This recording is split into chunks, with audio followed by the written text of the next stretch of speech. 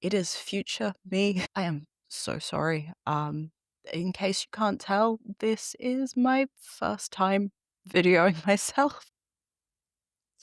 What can I say? Mistakes were made, but yeah, stick around and hopefully the second one will go a little better.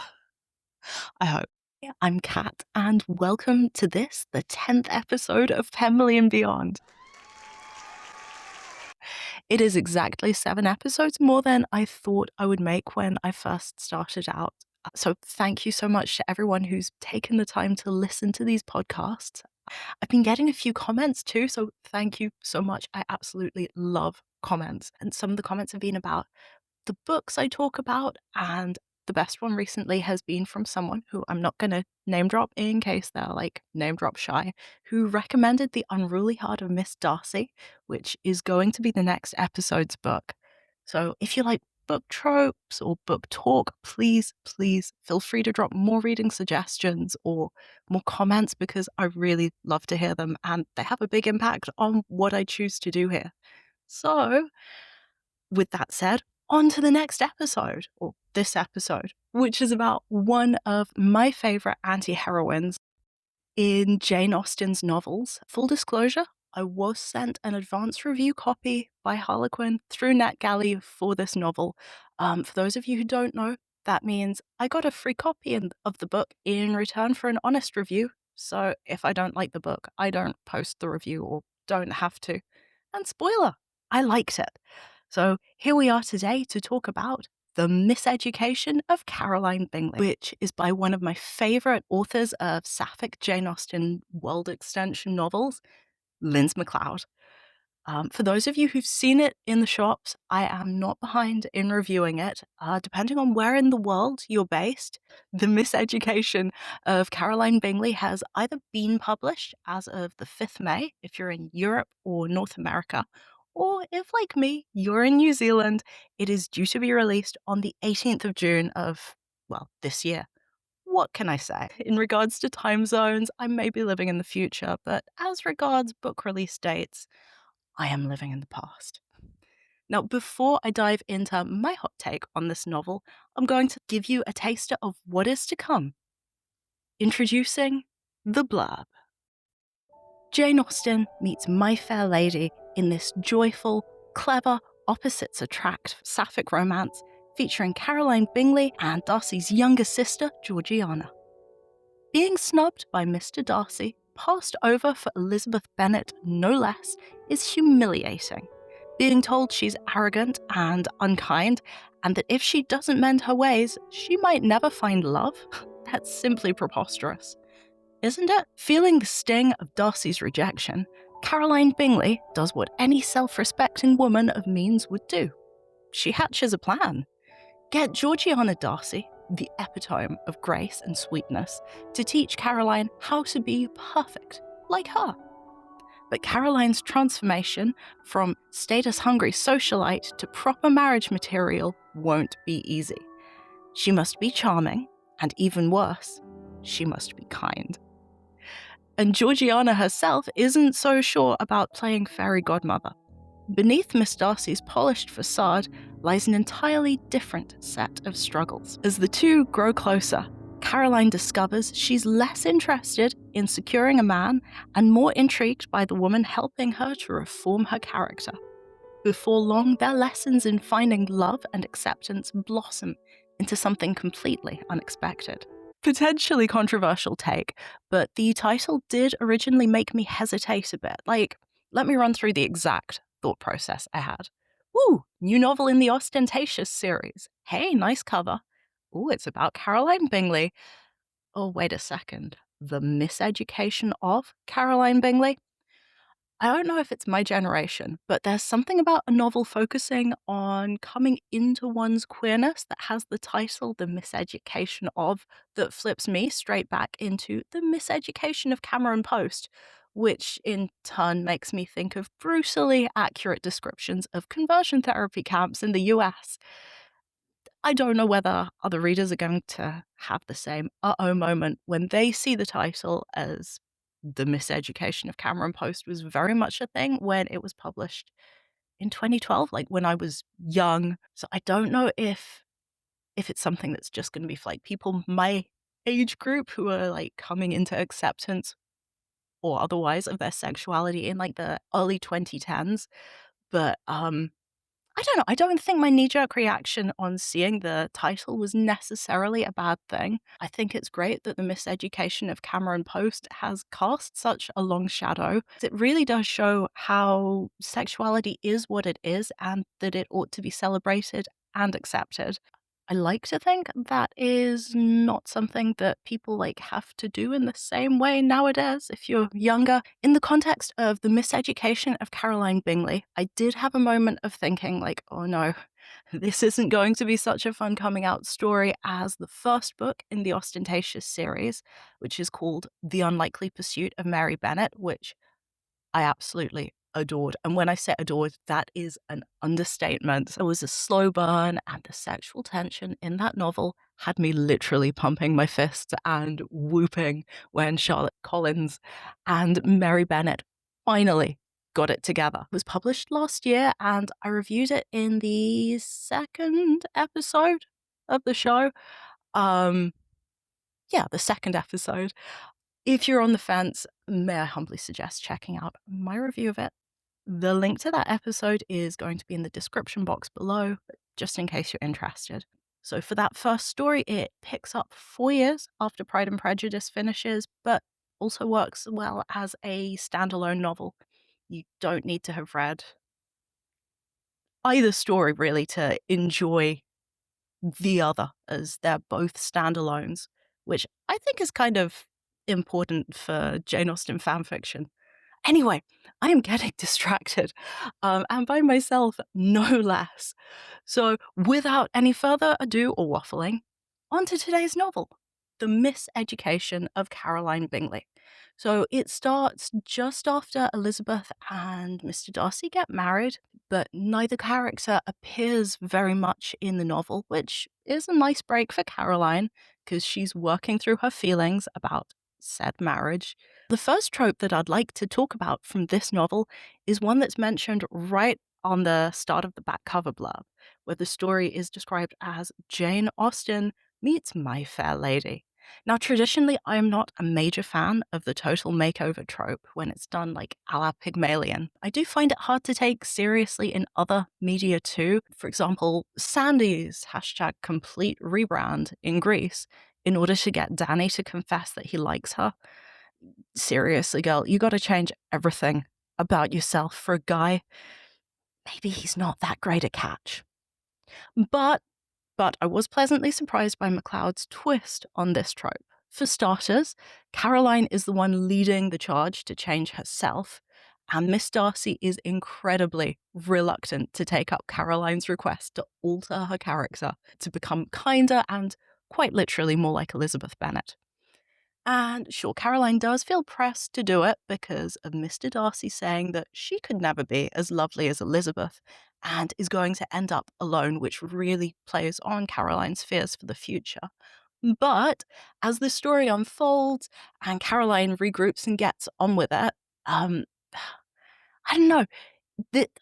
I feel that Lindz Mcleod really respected Caroline's intelligence and also the readers, because Caroline starts off, as you'd expect, like very bitter, very hurt, and very goal oriented. She views how to be kind, like learning how to be kinder in public, as quite literally her great endeavor that's going to lead to her attracting a suitor that's even more worthy of her than Mr. Darcy.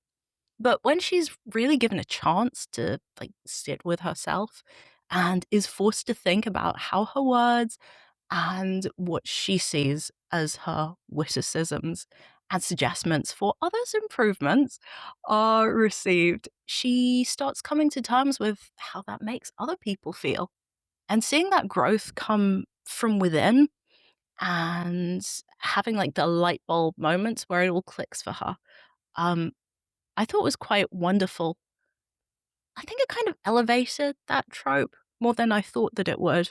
The other element that I've really enjoyed about this series has been Mcleod's decision to pick side characters that A, you want to see more of in the original Austen novels, and B, characters that balance one another out. In reference to point A, MacLeod's dedication at the end of The Miseducation of Caroline Bingley thanks both the character of Caroline Bingley herself as well as Anna Chancellor for her iconic portrayal of the character in the BBC's 1995 adaptation of Pride and Prejudice. I don't know about you, but I absolutely adored every moment Anna Chancellor was on screen in that adaptation. In a stellar cast, what a decision they made in casting her.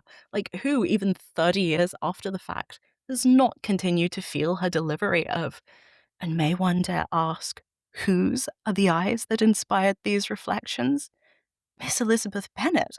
Like, oh, yeah. Like, I know that that is thanks to the power of the original lines in Pride and Prejudice, but of all the deliveries and all the adaptations, I don't know, Anna Chancellor's sticks. That really contrasts with the character of Georgiana, who is so sweet and sheltered. And as a reader, you do really want her to go on and have a good life and not be preyed on by fortune hunters. And you are so happy that she has her big brother in the corner, like making sure that the bad guys aren't there taking advantage of her. Um, and this kind of leads on to my point B in terms of characters being so different from one another, because Caroline Bingley is the anti-Georgiana Darcy. Like, not in terms of accomplishments, because Caroline is clearly every bit as good at the piano and foreign languages and everything that makes her an accomplished lady and therefore good marriage material as Georgiana. But in terms of essentials, of character, the two are like almost diametrically opposite one another. Because where Georgiana is kind and retiring and easily misled by Wickham, Caroline is like this sarcastic, verging on bitter character. She is forthright in her opinions and her criticisms, especially.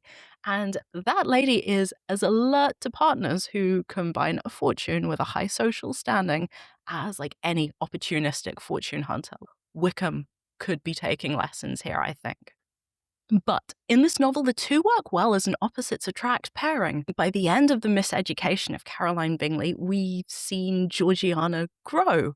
And by that, I mean she's like grown a backbone, she's learned to vocalize what she wants. And in contrast, we see Caroline caring way less about social climbing and society's opinion in general than she does about Georgiana's opinion, which is a complete reversal, obviously. Which takes me to the next point, I guess. Because in spite of both of these tropes and like the slow burn element being done well, I didn't enjoy this novel as much as The Unlikely Pursuit of Mary Bennet. Sorry. But I think this is slightly in part because this novel was mostly set in the bubble of Pemberley, and I mean bubble. Like, even though I know and understand the stakes between choosing to commit to a lesbian relationship in Regency England, I didn't feel the stakes were as high as they were in The Unlikely Pursuit of Mary Bennet. Like, for starters, neither Caroline nor Georgiana has to marry in the way that Mary is expected to marry, or that Charlotte is expected to marry. Secondly, it's really hard for me to imagine a version of Fitzwilliam Darcy who doesn't love his sister and who wouldn't accept her in spite of her loving another woman. Whereas, like, Lady Lucas and Mrs. Bennet, they just don't strike me as such sympathetic characters in the same way as Mr. Darcy does. And I know that's me just hopefully projecting, but I don't know. I don't know. Do you see where I'm coming from here? But that does mean that while I understand Georgiana's hesitance to commit to the relationship all through the novel, I don't feel as like swept up in her reasoning behind pushing her, but like her burgeoning feelings for Caroline away. Like I said, the stakes feel a lot lower. But like, I know I've said that I didn't enjoy it as much as I enjoyed the previous novel in the series. I think that's because of like how the will they, won't they dynamic played out. because my personal preference is for romances that lean more towards the main characters, like having to stand up in the face of societal pressure and both be completely committed to defying societal expectations to be together, or, the really cutesy low stake ones where everyone is totally chill with everyone else's sexuality, but they're also too shy to make the moves on their crush who clearly likes them back. Um, yeah. But the way I see it, the Miseducation of Caroline Bingley has a lot of parallels with Emma by Jane Austen. Because Caroline Bingley is a less sympathetic version of the adored, nay, cosseted Emma Woodhouse. And like even after being swept up in Emma's story, you still feel the novel's world is smaller. And the romance is like less of a surprise. And the eponymous heroine is still very much loved and protected by those around her. And I think that kind of like Emma, Caroline Bingley is so initially and iconically unlikable. The seeing how she reforms and eventually falls in love is kind of like the main hook that kept me wanting to read the story, in spite of it not having the same passion and ardent longing I felt that the unlikely pursuit of Mary Bennet or Sense and Sensibility had. I don't know. That is just my hot take on it. But I would be really interested to know what your opinions are if you've got this far. Um, yeah. And now on to the Hocus Tropus. In case you're new here, every episode I take one prominent trope from the main fan fiction book and recommend a second novel, one not set in the Austen verse, that contains the same trope but done differently. Being a millennial, I call this sorcery the Hocus Tropus. And no, I cannot be stopped. For me, it's Mcleod's treatment of the My Fair Lady-esque total character makeover trope that stood head and shoulders above the rest of the tropes in the Miseducation of Caroline Bingley. As I said earlier, it is a trope that I find frustrating when it's brought in to flatten a character and like compress them into a more societally acceptable version of themselves. So the fact that I was won over by this trope, I think really speaks to Lindz Mcleod's writing skills here. In honor of that trope, I would like to recommend another queer romance called Ash by Melinda Lowe. Like the Miseducation of Cameron Post, which I mentioned at the start of this episode, it is a young adult coming-of-age novel from the early 2000s. Ash was published in 2009, and as you might have gathered from the title, it is a retelling of Cinderella. More specifically, it's like an East Asian and Western infused retelling of Cinderella. No spoilers, but I thought it was kind of a bit ahead of the game, like in terms of cultural fusion at the time. But yeah, back to the trope. I thought that Lowe plays really well with like the lobster boiling in a pot, like all-consuming claustrophobia that the total character makeover trope can like unleash, both on its subject and like for me as the reader when I'm seeing it. Because as I said, I don't like when they use that trope to compress characters. I thought the way that she explored that trope really stood out. It was her debut novel and it made quite a lot of waves at the time. Like it won a Lammy or Lambda Literary Award, which is quite big in the queer community. Also, if you're interested, give it a go. Thank you so much for taking the time to listen to me, and consider giving a like or following this channel. Until next time, when I review The Unruly Heart of Miss Darcy, may your tea stay hot, your tropes well executed, and your Mr. Darcy tolerable, I suppose.